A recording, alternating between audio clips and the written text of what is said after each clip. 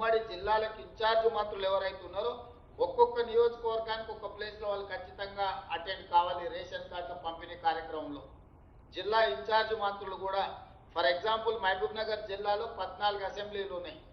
ఆ జిల్లా ఇన్ఛార్జ్ మంత్రిగా ప్రతి అసెంబ్లీలో ఒక మండలం ఒక దగ్గర ఎక్కడో ఒక దగ్గర అంటే 14 ప్రోగ్రాంలు జిల్లా ఇన్ఛార్జ్ మంత్రి గారు ఖచ్చితంగా అక్కడ పార్టిసిపేట్ చేయాల్సిందే. ఆ కార్యక్రమాలని కలెక్టర్లు కోఆర్డినేట్ చేసుకోవాలి.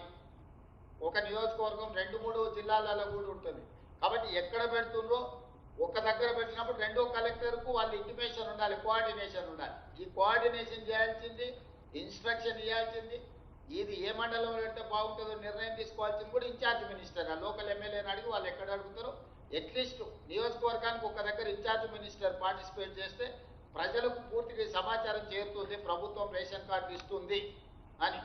దాన్ని పూర్తి స్థాయిలో డిజిటల్ కార్డు వచ్చడానికి సమయం పడుతుంది కాబట్టి ప్రింటెడ్ కార్డు ఇచ్చి ఒక మంచి కార్యక్రమాన్ని ప్రజలకు అందుబాటులో తీసుకొని రావాలి. ఈ సందర్భంగా కలెక్టర్లు అన్ని మండలాలు తిరగాల్సిందే. ప్రతి మండలంలో రేషన్ కార్డుల పంపిణీ కార్యక్రమంలో స్థానిక ఎమ్మెల్యేతో పాటు కలెక్టర్లు, అడిషనల్ కలెక్టర్లు పాల్గొనాలి. ప్రతి మండలం మీరు మీ మండలాన్ని రోడ్ మ్యాప్ చేసుకొని ఈ నెల 25 నుంచి వచ్చే నెల 10 తారీఖు దాదాపుగా 15-16 రోజులు ఉంటుంది. మీకు ఏ జిల్లాలో కూడా 8 మండలాలు, 10 మండలాలు, 15 మండలాలు, 20 మండలాలు, రోజుకు 2 మండలాలు పెట్టుకుంటే కూడా 15 రోజులలో మీరు 30 మండలాలలో తిరగవచ్చు. ఎక్కడైనా కొంచెం అధికంగా ఉంటే 3 పెట్టుకోండి. పక్కన మండలాలు 3 కార్యక్రమాలు చేసుకోవడం కూడా పెద్ద విషయం కాదు. కింద ప్రతి మండలానికి ఒక డిజిగ్నేటెడ్ ఆఫీసర్కు బాధ్యత ఇవ్వండి.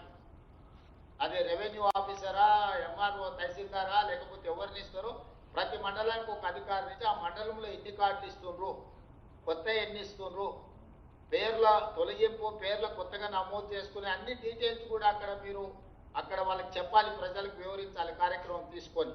ఇది పెద్ద ఎత్తున తీసుకొని ముందుకు వెళ్ళాలి.